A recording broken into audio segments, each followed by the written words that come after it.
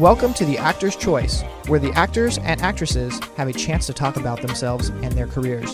Join us now for the next hour as we explore the marvelous industry of acting by actors and actresses from today's exciting show business world. And now, direct from Hollywood, here's your host, Ron Brewington. Hi, everybody. I'm Ron Brewington, and welcome to The Actor's Choice. Roll it, Tony. So I talked to Aaron. Look, why don't you just go on home with your folks? And you can call and talk to Aaron anytime. He's my lawyer, and I want to talk to him now. Look, what I'm trying to tell you is, A, he is not your lawyer. And B, you might not even need a lawyer. I don't have to listen to you. And who's going to tell you like it is? Come on now, honey. Let's go home and have a good long talk.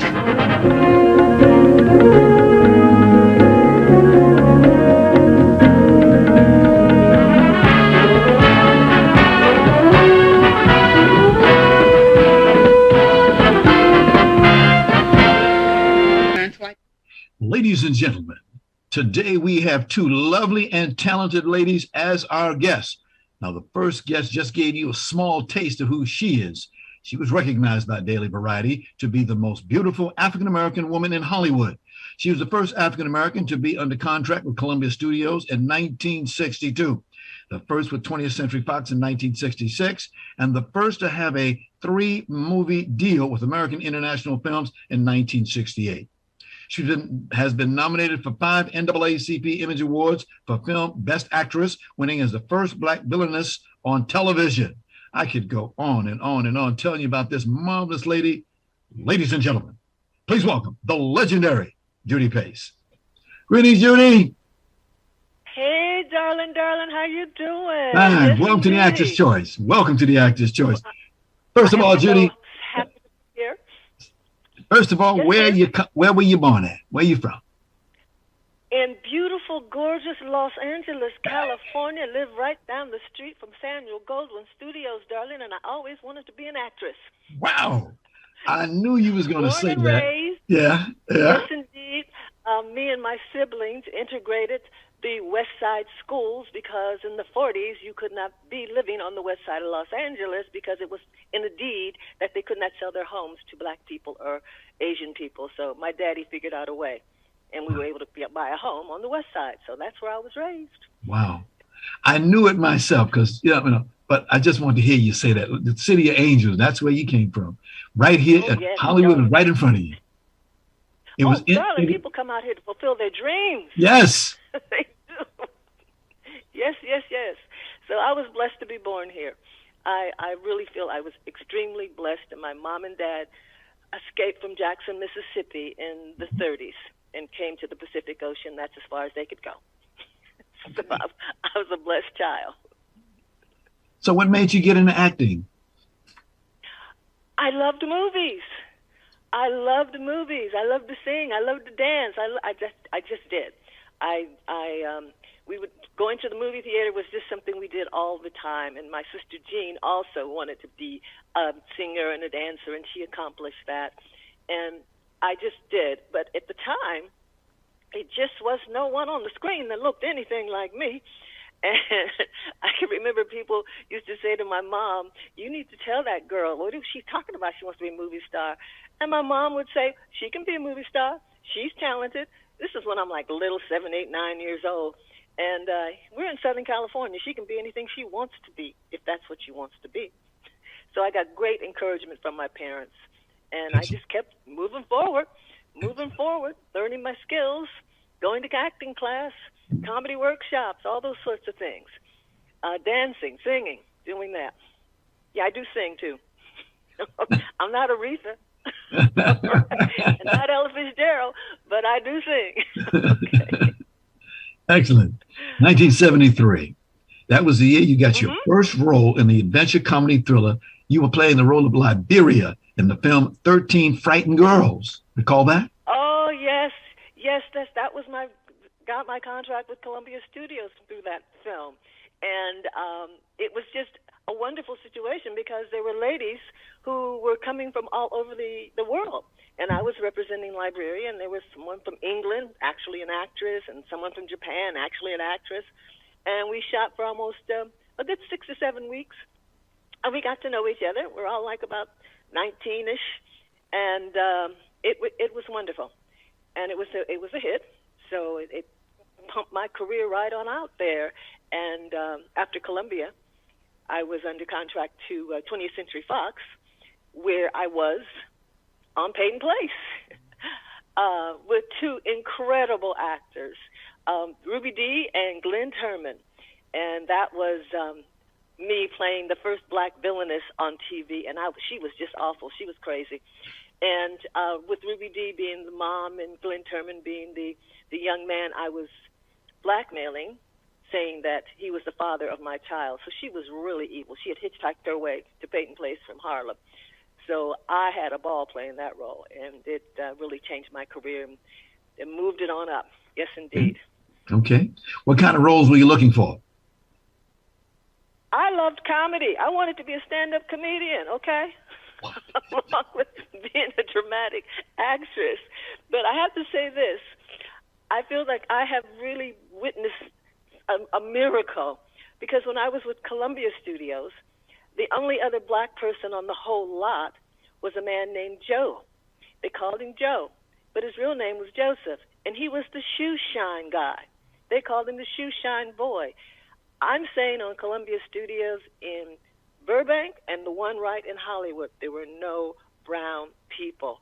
And today, I am just so taken away and so proud of all of these young people and older people who were really, really, really making an imprint and setting a standard within the industry, behind the camera, in front of the camera. I'm just thrilled that I have lived this long to see it, because I'm going to be 80 in about a minute, okay? Excuse me, would you say that again, please? I said I'm going to be 80 in just about a minute, so I am so happy I've been able to witness this incredible situation. Absolutely incredible. And to have been a part of it in the beginning, in the 70s, wow, when we were just starting to, after Oscar Michelle, of course. Gotcha. And I always refer to that period, that 70 period, as the black film renaissance. I really believe black exploitation films is a racial slur.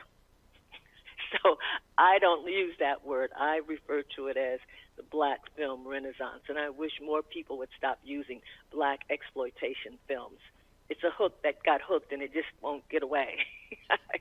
I wish it would change. All right. So, and at that time, that's when in the 60s, and while I was doing the work on The Young Lawyers as the first black lawyer on TV, that's when I met Curt Flood. Ah. That's when I first met him. And it was because of Willie Mays. Some of you might remember a show called the Dating Game. Mm-hmm. Willie Mays was on the Dating Game, so all the guys, especially the ones who played center field, watched the Dating Game. And Curt Flood saw me on that show, and he came and found me here in Los Angeles. It took him a little while, but he found me, and that's how we first met. And we're talking 1964, 65, right in there when we started dating. And we were together until 1969 when he exiled himself from this country and was gone for almost a decade. Okay. And then you met another gentleman? Oh, yes, I did. I met another gentleman who I had dated before I dated Curt Flood for about a year. His name was Don Mitchell. He starred on the Ironside TV series, and we were married in 1973. Had two beautiful children, and we had a lovely life, and then, as people do, we separated. And we separated. And then comes back into my life is Curt Flood. We're now in the 80s, because he did come back to the United States. And we married in the 80s, and we were together until he passed away in 1979. So we were able to come back together. Right. And I marveled at the way he maneuvered himself through I'm not going to be traded. I was with him during that time. Mm-hmm. I remember going to the big meeting a Major League Baseball Players Association, the Players Union, big meeting they had in Puerto Rico to determine if they were going to support Kurt or they weren't going to support Kurt. And by him speaking, letting him know what he was going to do, he was not going to be traded. We should be able to work and go and be wherever we want to be, and no one should own you and sell you as a piece of property. As he stated, I am not a piece of meat to be bought and sold irrespective of my wishes. I'm not going to be traded. He is the first athlete who ever said, I'm not going to be traded. And the representatives there at the meeting in Puerto Rico voted unanimously to support him. Absolutely unanimously. And they took the case all the way to the Supreme Court. But sometimes people remember Kurt for that action, which was part of the civil rights movement, because a person of African descent, a person of descendant of slaves, would immediately recognize how wrong that was. And it was wrong.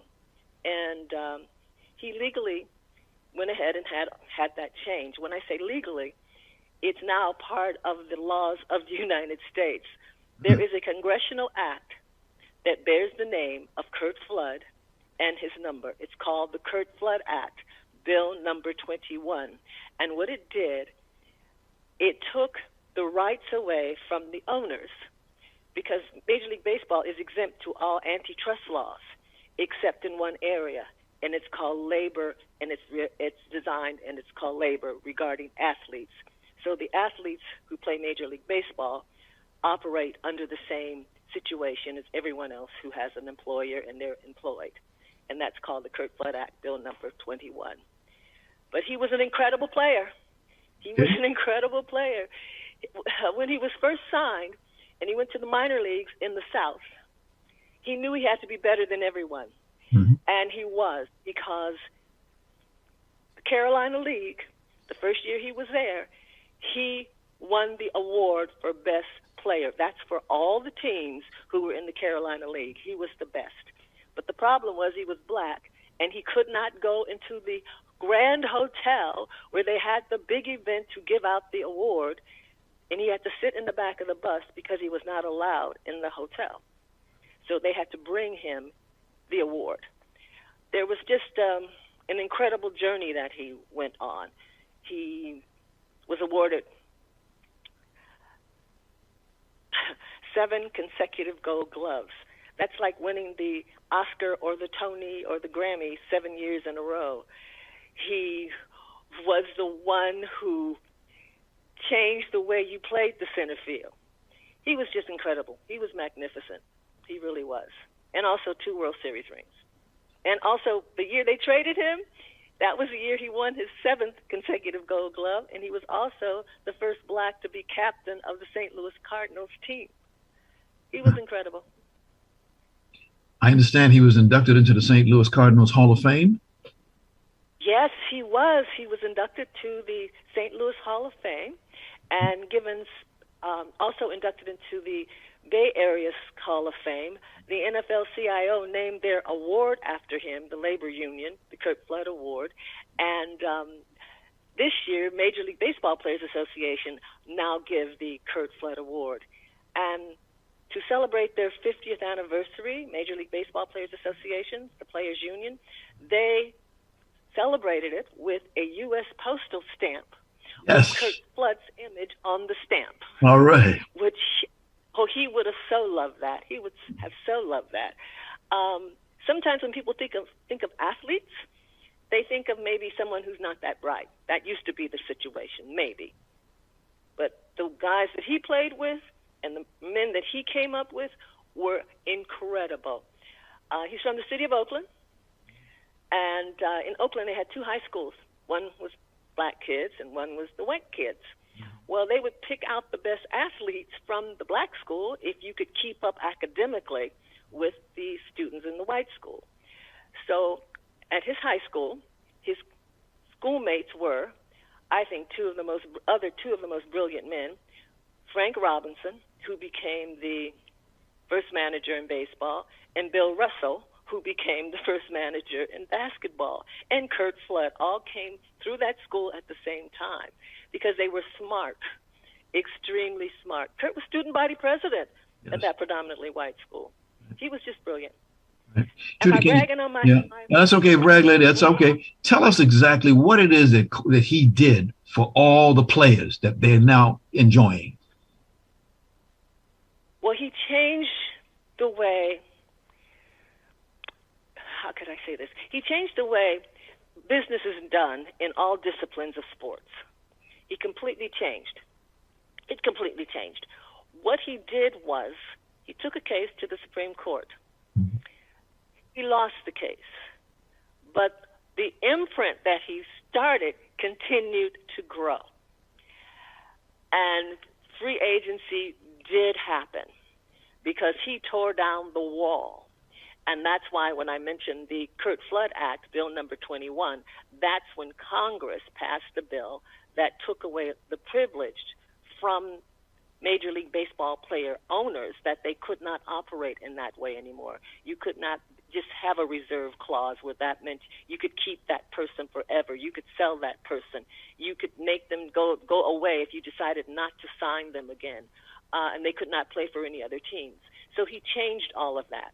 That's what he did. He changed the dynamics of where the athlete sits and where the owner sits. He leveled the ground.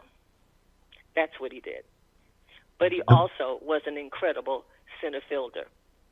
And that's why he has 7 consecutive gold gloves, and that's why he was captain of the team, and he should be in the Baseball Hall of Fame. He was incredible. Why are they holding him out? Why are they not letting him do this? Well, I think we live in the United States of America. Okay. And I think that says a lot and answers your question, where you have situations of privilege for some and not privilege for others, where you have a set of unspoken situations where, no, you literally go to the back of the bus. Okay. You don't say it, but that's what you mean. He's a black man. That's what I'm trying to say. He is a black man who changed the dynamics of the world of sports financially. For all athletes, he changed the laws of the country with the Congressional Act. He did it. And they can't say his stats are better than those that are sitting in the Baseball Hall of Fame right now. He's of that level. He is a Hall of Famer. He should be there. And when I read in an article or a number of articles, I've been seeing this. It says, Kurt was an okay player.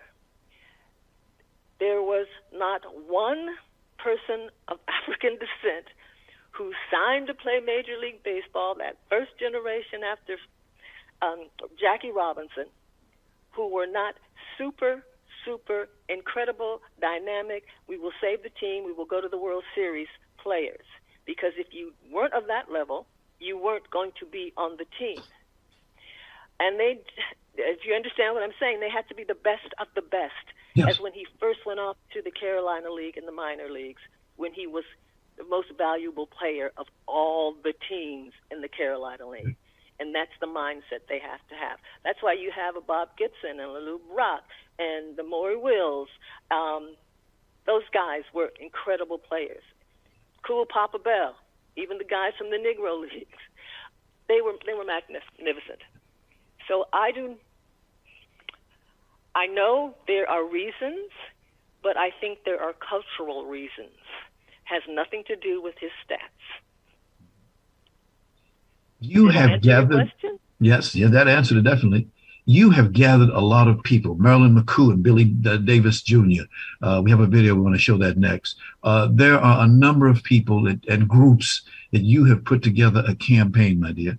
And we thank you very, very much because he deserves what you say. All the money that these guys are making over the years, he ain't made a dime. Not of that money, but he was the one that put it in place. Tony, and he was quite happy they were making the money. Yes. He always said the gap is getting wider between the players and the owner. They need to give them more money. So he always was quite happy about that, really and truly. And my teammates, The teammates are, I think, George Will, the writer. People consider him the expert of the experts. Right. Ken Burns. Okay. Ken Burns, who made a 9-hour documentary about baseball. And Curt Flood is one of the few who, he's in every episode. Wow. Ken Burns came to the house and was in here for over a week videotaping Curt, filming Curt for the documentary. And George Will, he is such an expert on the game. He also is part of the team. And Marla Gibbs is part of the team. Yes. And Spike Lee is part of the team. Okay. We have a video. Wonderful. We have a video we'd like to show of Marilyn McCoo and Billy Davis Jr. Can you roll that, Tanner? Can you roll that?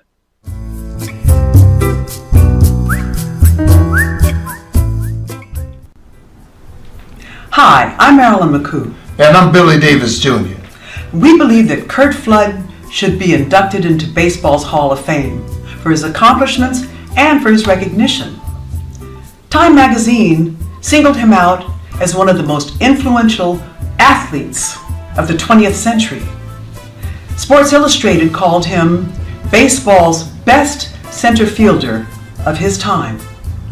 Curt took a stand that ruined his career, but was directly responsible for the free agency system that exists in Major Ball today. All right. Let's go over some of the people that are helping you out. You mentioned a few of them. One of them was legendary director Spike. Huh? Aren't they wonderful? Aren't they wonderful? Yes. Marilyn and Billy. I mean, Marilyn and me have been friends since high school. I see. Okay. And she was going to be the Grammys, and I was going to win the Oscar. Yes. She won a Grammy. I haven't got my Oscar yet. Okay. You still got time. Okay. Here's a couple of people just for the benefit of our audience. Get a chance to see. Here's one of them. Spike Lee. You got a picture of him? There you go. Spike Lee. Another one you mentioned, his name was Ken Burns. Ken Burns. Yes. Ken Burns. He's showing his picture. Okay. Marla Gibbs. She just got her star on the Hollywood Walk of Fame. She's helping you out on this project. Yes, she is wonderful. Yes. George Will. Yes. George Will wrote a book called Curt Flood to Pete Rose.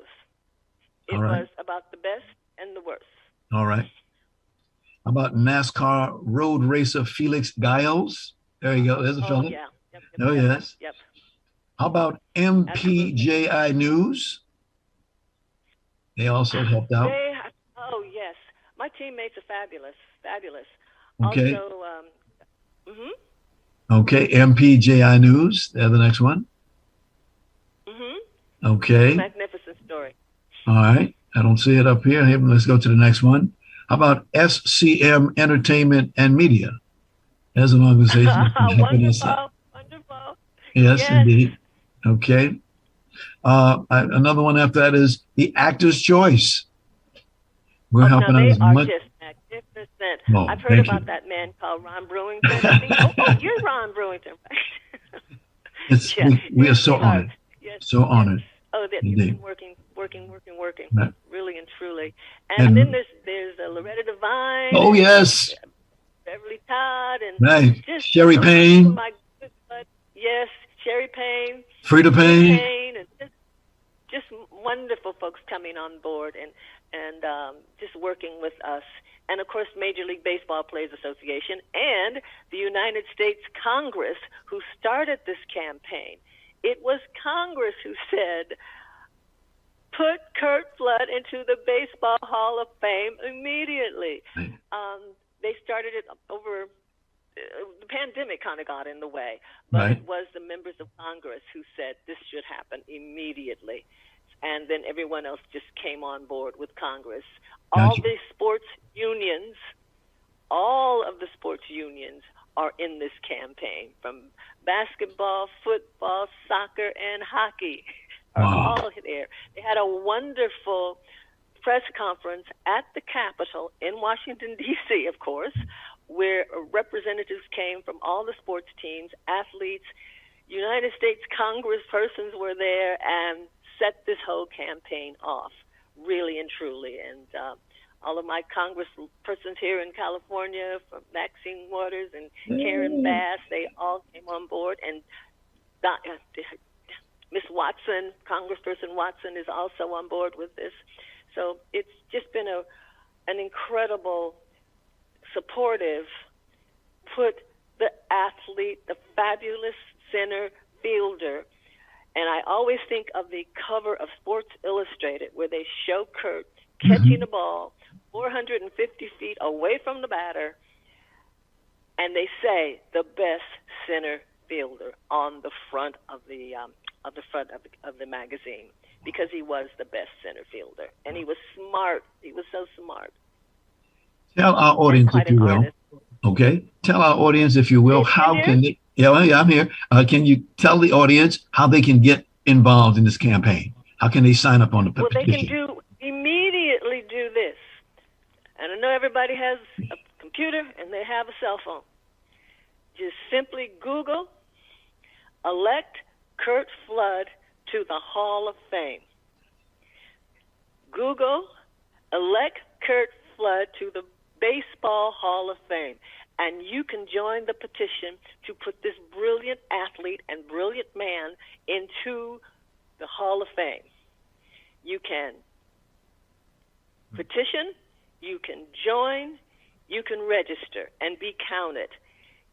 It only takes about a minute, 2 minutes to do. Do it. Be a part of the civil rights movement. Keep his movement going where you're honest with the stats, where you're honest with who's the best, and get the politics out of the fact that he's not in the Baseball Hall of Fame. And I should not have said politics. I should have said the cultural move, the cultural situation that we have sometimes in certain areas within the United States of America. That's why he needs to be in the Baseball Hall of Fame. So just Google, okay? Folks, do it. Got you. Do it because it's the right thing to do. Right thing to do. We have another video by Millen McCoo and Billy Davis. Tony, can you run that one? Can you run that one? We're joining with Congress, the National Major League Baseball Players Association, and the sports unions in petitioning the National Baseball Hall of Fame to vote Curt Flood into the hall where he belongs. All right, as he said at the end, where he belongs. When I heard that, I went, yes, that's bottom line, where he belongs, yes. You don't have, this is historical. The United States Congress has never done anything like this before. All of the sports unions have never come together to do something like this.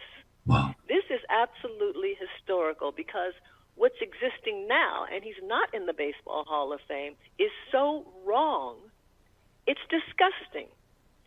That's why you have this energy behind placing him in the Baseball Hall of Fame. So when the United States Congress comes together, Republicans and Democrats, and all of the sports teams, and persons within the world of sports, your writers, your announcers, are all coming together to place Curt into the Baseball Hall of Fame. So just go Google, elect Curt Flood to the Baseball Hall of Fame, and do your part to make a right out of this wrong, and place him where he needs to, where he should be. He should be, isn't he? I want to also let our viewers know where that he should have been. Right, where he should have been, exactly. I want to let our viewers know that on November the 19th, an event is going to happen here in Los Angeles. It's called the 10th Annual I've Known Rivers Film Festival for Arts, Culture, and Education. A gentleman by the name of Torrance Brandon Reese, most people call him Tor. He's putting on this fabulous event. And one of the things that he's doing is that he's honoring you, my dear, for that with the legendary, what they call the Living Legends Award. He's doing that. Plus, he's going to be. It's wonderful. I was just thrilled to know that. Yes. Thank you so much. And you're continuing, right? Oh yes, I'm continuing. Okay, go ahead. Well, the thing is that what needs to be done, he's also helping out with this campaign in addition to giving you the legendary award. And that is beautiful because more people that know about it. A lot of people don't know about this. So we're using everything at our disposal to let people know who you are, what you're trying to do. Absolutely, and it's going to happen with the help of, as you've named, so many dynamic persons and who are really pushing this forward. I can't think of any more dynamic situation as the United States Congress, and persons like he is with the event that's going to be happening right here in Los Angeles, and it's the 19th and the 20th. Right. It's a 2-day event, and on the 20th is when we're going to be celebrating. I'll be receiving my award and also celebrating Curt Flood and working forward to getting him where he needs to be or where he should have been. Okay. So I'm just really, really, really so excited about it, and just how people have come forward Gotcha. and understand the situation and know that it's not right, and we're all going to make that wrong a right, turn it into the right thing. Judy, you're also an ambassador, aren't you, for Major League Baseball players? Yes, we forgot that. I didn't talk. I'm so busy talking about my husband and a little bit about my career, but I am the ambassador for Major League Baseball Players Association, the Players Union, and have been for the last 4 or 5 years. And they invited me to come and be a part of this when they did the stamp for Curt, which for their 50th anniversary, that's when I became the ambassador. And they are just so incredibly, how could I say, loyal. They so appreciate what he did. They celebrate what he did. He's just dynamic. Curt is just dynamic, and the union, they're like one in one. Gotcha. He is their symbol for what's right and also letting people know what's wrong, and this is wrong, that he's not in the Baseball Hall of Fame. Judy, and they continue to celebrate Curt. Thank you. This is a struggle. We've been watching you, Judy, and lady, you are the best. How can I get me a Curt Flood T-shirt? Darlene, you can get a Curt Flood T-shirt or get some more Curt Flood T-shirts and send them to your friends, give them out to folks you know so that they wear their words. The shirt says, Flood the Hall. I think it's a fabulous statement, and the shirt looks good. You can get the shirt before you register or after you register. I say register first, and right from that Google, elect Curt Flood to the Baseball Hall of Fame. You can then tap your phone, or tap your computer, and you can go right to where you can purchase that shirt. It's 108 Stitches is the name of the company, and they are also the company that is doing the totaling of the petition. So it's all right there, and you can get your shirt. You can be counted that you are a part of that petition to make this wrong right. All right. So that's how, darling. All right. Judy, I want to say thank you. Comes in all sizes. Oh, it comes in all sizes, indeed. Want to thank you. Yes. I want to thank you, absolutely, and the how can I say this? The campaign. You so set it off. Your show, your presence, your ideas have just been incredible, absolutely magnificent, and I so appreciate them. And I just know he's looking down, appreciating you too, right. Really and truly, and your whole team, the whole team who works with you. They're dynamic. Thank you. We're looking forward to that day where you're standing in the right place and they call his name and present the award, his trophy or whatever it is that they give to him, to you. Yes. So that... Yes. Because it's really actually very simplistic. We're talking about numbers when you're talking about stats. Mm-hmm. That's how you get in the Baseball Hall of Fame. You can't play with the numbers because everybody saw the numbers. Everybody knows his hitting, how he hit. He's up in the 300s. Everybody knows what an incredible center fielder he was. And sometimes people don't understand, and I said it before, if you were a black man and you played Major League Baseball in the 50s and the 60s, you had to be a superstar. Your stats had to outweigh everyone. That's why basically his black teammates are all in the Baseball Hall of Fame now. You told me something. Because you told me something. You told me that Kurt Flood was in the movies. Yes, he was in the movies with me. If I was shooting on off season, I'm saying we were together for a long time. He is in Cotton Comes to Harlem. Okay. Which is now a congressional film. He's in that. He's in the audience. He's in Three in the Attic. He's in The Classroom. He's in The Young Lawyers. He's in the entrance, in the introductory of the show. He's walking up the stairs of the clubhouse, of the courthouse, I'm trying to say. So and these were all shot in different cities. We're talking New York, Charlottesville, North Carolina. We're talking Boston, because during his winter break, he would come out to L.A., and we would just have a wonderful time. And he would be out at Paramount Studios on the set with the guys for The Young Lawyers, and he really enjoyed it. He really did. We had so much fun. We were just having the most incredible life, I think, at the time, and I'm still blessed that he always wanted to be a Major League Baseball player, when the only one out there playing ball when he was growing up was Jackie Robinson. So he was pretty much told what I was told by other people. What do you mean? You can't be that. And I wanted to be a movie star. So here you have your movie star and your Major League Baseball player coming together. And the way we met, if I told that story, it would take up the whole. Go right ahead, madam. We have all time. We have all the time today. Go right ahead. Okay, all right. It was because of Willie Mays.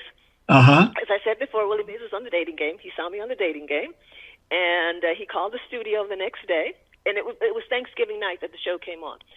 So everybody was watching Willie Mays. He called the studio to get the telephone number of the girl, Judy. Her name was Judy. And they told him, no, we don't give out names and telephone numbers. You have to call the production company. You're calling the station. So he calls the production company. They tell him the same thing. You have to call the union. He's saying, what's the union? So he calls the union. They say, I can't give you that. You have to call her agent. What agent? He's talking to Screen Actors Guild now. And they said, you have to call the agent. He said, what agent?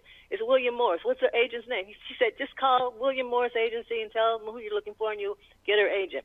He actually did get my agent, Cy Marsh, at the William Morris office. And Cy, a baseball fan, of course, checked to make sure who was saying they were Kurt Flood was Kurt Flood. Had some of his guys check the numbers, called St. Louis Cardinals, blah, blah, blah, and they realized it was actually him. So Cy felt very comfortable giving Kurt Flood the telephone number to my mother's ladies' apparel shop called Kitty's. Largest black-owned ladies' apparel shop west of the Mississippi for over 35 years, according to Dun & Bradstreet. Okay? So he calls the shop. And my mom asked, says, Judy's not here. And he says to my mom, well, Cy Marsh told me to call. And my mom says, oh, Cy told you to call. So she gives him the home number. And that's how we met. He starts calling on the phone. And I don't want to talk to him because I don't know him, but he still keeps calling, and he sends the baseball cards to me. He sends newspaper articles because him and my dad developed a nice phone relationship, and my dad would talk to him. So then one day my dad tells me that I was being rude. This is after about 9-10 months of him doing this, and that I should go out with him because all the black men who play baseball, they're like on the level of Jackie Robinson, so you need to go out with him. So I say, okay. And we talk. And I say we have to go somewhere where there's a lot of people, and we have to have a chaperone because I don't know you. He calls back in about 20 minutes after I tell him that, and he says, will Dodger Stadium do? And I'm like, what, Dodger Stadium? He says, it's the World Series, and I have tickets for your mother, your father, my dad, and my aunt. Would that do for chaperones? And I say, yeah, okay, that'll work. That was my first date with Kurt Flood, was at Dodger Stadium for the opening day of the World Series. Okay. Met his father, met his aunt. My dad never missed a day of work, so he did not go. He was a lead hand at Douglas Aircraft. And my mother wanted to know, do I have to sit in the sun? And it was like, no, Mommy. But so they did not go. But that's how I met Kurt Flood in 1960, the end of 1964. Right. And then we went out in 65, and we were together until 69 and 70 when he exiled himself in the 70s, in 1970 from this country. And then we Judy? got back together again and got married. So that's the story. That's beautiful. My next guest is here. But any final things you want to say? Yes. This is my final thing to say. Numbers don't lie. His stats are better than those who are already in the Baseball Hall of Fame. Google, elect Curt Flood to the Baseball Hall of Fame, and register, be counted, and join the Curt Flood team with the other members called the United States Congress, all of the sports teams, and persons throughout the United States and persons throughout the world. So those are my last words. And I'm going to say this again. Google, elect Curt Flood to the Baseball Hall of Fame. Judy, God bless you. Thank you so very much. Thank you. Thank you so much, darling. Thank you. Yeah, all right. Bye-bye. Goodbye, everybody. Bye, Judy Page. Bye-bye, dear. Bye-bye. Tony, go ahead and roll it. I said, honey, you gotta get up early in the morning to do a number on me. My mom told me about people like you. He said, oh yeah? What your mama say?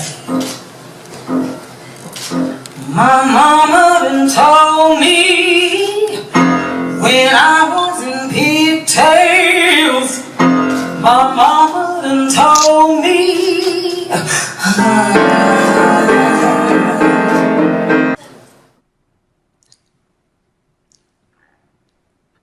Ladies and gentlemen, my next guest today is a multi-award winning with two Tony nominations, Drama Desk Award, Theater World Award, Outer Critics Circle Award, NAACP Award, and several others. She began formal voice training at the age of 8 in the Pittsburgh Physical Institute. She later continued at New York's famed Juilliard School of Music, followed by years of extensive dance training. Ladies and gentlemen, please welcome the talented artist, Vivian Reed. Vivian, hey, come on down. Glad you can make it, dear. We understand. Oh, same here. Trying to make me a doctor, honey. Medicine. Call you doc. I can just see it now, Dr. Reed. That's right, Dr. Reed. Where are you from originally, my dear? Well, from Pittsburgh. And yes, from Pittsburgh, born and raised. And then after high school, got a scholarship to go to Juilliard because I was born a classical singer, and that's what I studied for years. And then went to Juilliard and ended up making New York my home. Things have happened to you in your life. I can see you started at the age of 8 years old. Yes. Dancing. You spent a little... No, not dancing. It's singing. Singing. The voice lesson. Dancing came about a bit later. Okay. I think I was probably around 20 or 21 when dance started, but my voice training started at 8. Yes. Wow. That's a good number. You did some work with some people. Since we're going to cut this short a little bit, I'm going to throw some names at you. Honey Coles and Bobby Schiffman. Honey Coles, they were my managers. Yes. And Honey taught me all about the stage. She was an incredible performer and tap dancer, as you know. And then Bobby Schiffman, his family owned the Apollo Theater at that time. So he taught me the business of show business. So I had the best of both worlds. It was great. It was great. In fact, with that, when you started doing some work, I understand, you created the role of young Irene. In Bubbling Brown Sugar. There was no role. Actually, when I went into audition and sang, they hired me on the spot. So I said, so what's the role? They said, there is no role. I said, what? And so I went about creating a role. And in that role was Sweet Georgia Brown, a song and dance number, and God Bless the Child, which was near the end of the show. So it was a wonderful showcase for me and what I had to offer. Indeed. Now, being on Broadway, that is a unique situation for anybody who's ever been in this business. You had the pleasure of being on Broadway. Tell us what that was like, please. It was fabulous because, you know, it's every performer's dream, especially if they want to do theater, to get to Broadway. And I was on Broadway several times. So I have been extremely blessed in my career, but I think you have to be prepared. You have to put in the work. You have to hone your craft. It's one thing to say that you want to be on Broadway, but are you ready? See, a lot of people want things handed to them on a silver platter, but they don't want to work for it. So I was ready. I was ready. Yes. Okay. I remember what's her name, Debbie Allen, when she said and had that scene in there where she had that in her hand, and she said, "You want something, you got to get it," because there's a lot of competition in this business, is it not? There's a lot of competition, and you know something, Ron, you don't have to be. And I have said this so many times to my students, to people who ask me for guidance. You don't have to be the greatest singer in the world. You don't have to be the greatest dancer in the world. But when you do what you do, it has to be done with conviction so that that audience can feel what you're trying to impart. And if you don't have that, if you don't have the passion in your work, then it doesn't mean anything. They don't care how well you sing. They don't care how well you dance because there's nothing behind it. So yeah, you have to come with the goods and you have to want it. You have to love this business because it's hard. Vivian, you've done some great stuff, as I read your biography. You were on the Merv Griffin show in 1968 to 1969. You were a regular on that show? Yes, I am on Mike Douglas' show and did Johnny Carson with Joey Bishop. And like I said, Ron, I've been so blessed in my career. Sometimes you start to feel, well, why am I not doing this and why am I not doing that? And then I have to think, wait a minute, look at what you have done that people only dream of, don't even get their foot in the door. So I thank God for all of his blessings and the people that I've met. I lived in Europe for 7 years and had TV specials, had my own television show there. So yes, I feel so blessed to have been able to survive in this career. I see you did 6 soundtracks. One was Soul in 1970. Yes, I've done recordings. Yes, I don't talk about my recordings a lot, although people say that I should. I just felt that at the time I was coming along, and yes, there are some recordings that are very good, but I find that the last 2 were the ones that I produced are better than some of the earlier ones because I was in control. Gotcha. So, but yeah, I had about maybe 6 or 7 albums in between Europe and the United States. I found a couple of videos on you, and when I looked at those videos, lady, you can sing, you can dance, you can take it to the beach. Yeah. There you go. We found one. It said, you can have my mother. You remember that one? No, you can have my husband. My husband. You can have my husband, but don't you mess with my man. All right. Tony, do you got that? If you do, roll it, Tony. Move out of the way. Right now. You can have my husband, but don't mess with my man. You can have my husband, but you better not mess with my man. I'm telling all you women, I want you all to understand. When I was with my husband, he was really mean. Now with my Marvelous. Oh, thank you. You worked it. You really worked that one. Thank you. You have an affinity, I noticed, for a lady by the name of Lena Horne. Yes, I actually created a show on her life. Her centennial was in 2017. Yes. And so someone suggested that I create a show. And basically, when I came out here when I was here the last time at the Ebony Repertory Theater, Ren had me do that show. He asked me to do the Lena Horne show, and it's called Vivian Reed Sings Lena Horne. And I got to tell you, I was so happy to be out here because I've had wonderful memories of LA, and it's great to be back here this time with Blues in the Night. So yeah, Lena Horne show is very special. She gave me, sent over a trunk because her uncle was the accountant for the Apollo Theater. So I knew Mr. Horne, and Bobby Schiffman had asked Mr. Horn to ask Lena if she had any gowns that she could give to this budding artist, and she sent over a trunk of gowns. And later on, when she was on Broadway with The Lady and Her Music, I was able to go backstage, introduce myself, and tell her that I was the young lady that she had given the gowns to. Here's a video, a shortcut it's called "Believe in Yourself." Roll it, Tony. Yes. From the moment you try, the people you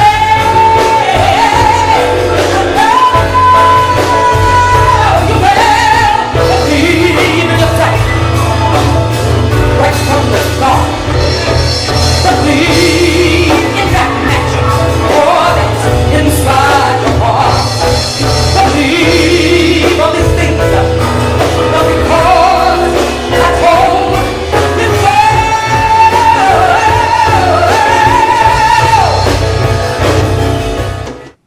Woo!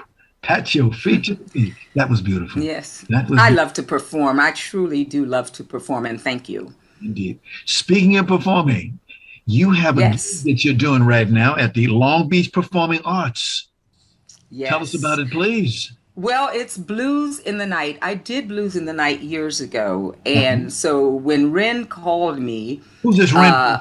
Who's this Ren Brown. Ren Brown. That guy. Yeah, I know. Oh, yeah. Yes, We're the artistic director, producing director of the Ebony Rep Theater at the Nate Holden Performing Arts.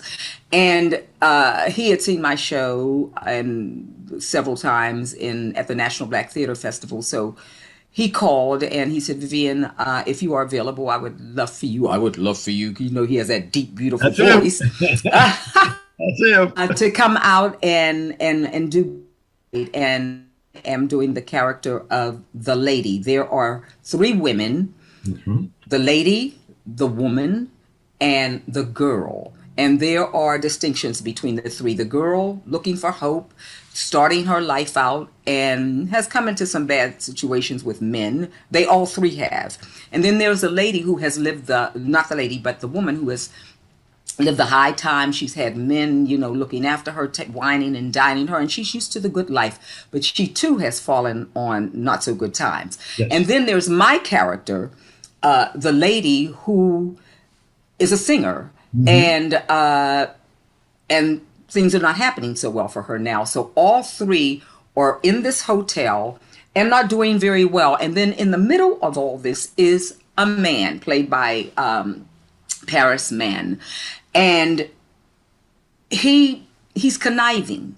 He's a womanizer. He tries to play them. And this man is the exact type of man that these women have been dealing with. And so they're singing the blues. And I think at the end of the show, when you hear, I got a right to sing the blues, it's like later for this. I need to get my thing back, my mojo back. And I'm going to sing my blues the way I want to sing it. So it's this kind of show, every woman today, and it's blues, old time blues, different kinds of blues by Alberta Hunter, Harold Arlen, Duke Ellington. The arrangements are fabulous, but every woman today can identify with this show because you know what? We've all been through it. We've run into men who just dogged us. Well, I don't know how much I let them dog me because, I'm only going to let you get away with so much. But it's a great show with great music. Carol Foreman plays the woman. She plays the woman. And then Jenna Gillespie Bird, she plays the girl. Tony, can you put a picture up, that video, the shot? There's a shot they sent us. You can see members of the cast. There you go. There you go. Yes. So that's there are 4 of us. And by the way, Ren Brown is a director. Fabulous to work with him. And Keith Young, choreographer. Wonderful work. And William Foster McDaniel is the music director. And he's also my personal conductor. And the band is stellar. So people will have a good time. There's so many messages in this show. And it's a show that makes you think, makes you laugh, and possibly may make you cry because people can identify, especially women, they can identify with this show. Okay. Now you opened on October 22nd. We opened on October. Well, our first preview, we opened on October 22nd at the International City Theater, I think it's called. But in LA, we will open on November the 13th. Okay. That's in LA at the Ebony Repertory Theater. And I'm so looking forward to that. And I've had a great time at ICT as well. But now we're going to be going on to LA. And there is a preview on the 12th of November in case there are people interested. And we run through December the 5th. All right. Well, ladies and gentlemen, Vivian, thank you very, very much for being here today. Folks, go see Blues in the Night. Hey, gonna be a lot of fun, they tell me. Yes. I'm gonna be coming out there myself just to see it. I want to thank you, publicist Lucy Pollock. Always comes through for us. Never, beautiful lady. But thank you very much, Vivian. Thank you. Thank you. Okay. I want to thank our sponsors, Harvey Brandman Photography is an Art, Ron Irwin's Haiku, Style, Passion, Heart, Larry Buford's Book to the Future, Time Travel, Message in a Capsule, State Farm agent Carla Green, and veteran actor Rob Brownstein's Actor Training School and Actors Space. Much thanks to our guest today, legendary actress Judy Pace, and veteran actress, singer, and dancer Vivian Reed. And of course, special thanks to our ever-growing worldwide audience. Be well. We'll see you next time.